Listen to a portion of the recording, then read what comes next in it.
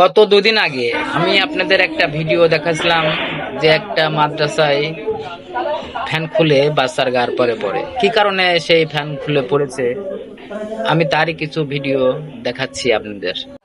দেখুন, এই একটা ফ্যান বিয়ারিং চেঞ্জ করতে এসেছে, কিন্তু আমি নাট খুলে যেটা আপনাদের দেখাতে চাচ্ছি যে এই নাট খুলে আমি অবাক হয়ে গেছি যে এই ফ্যানটা যদি আর কিছুদিন চলতো তো এই মাদ্রাসা যেমন করে ফ্যানটা পড়ে গেছে এটাও ঠিক সেই একইভাবে পড়তো। দেখুন দুই পাশে খেয়ে কী অবস্থা, যে আর মনে হয় হাফ সুতোও নাই।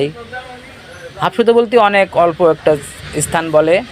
তবে এই যে ফ্যানটা আমি সেদিনকে বলছিলাম ভিডিও, যে ফ্যানটা যদি ঝাঁকি দেয়, ফ্যানটা যদি কাঁপে, তাহলে এই নাটগুলো বা এই ক্লিপটা খেয়ে যায়। এজন্য আপনারা এটা একটু চেক করবেন। আর যদি আমার এই সচেতনমূলক ভিডিও ভালো লাগে অবশ্যই শেয়ার করবেন। সবাই সুস্থ ও নিরাপদে থাকবেন।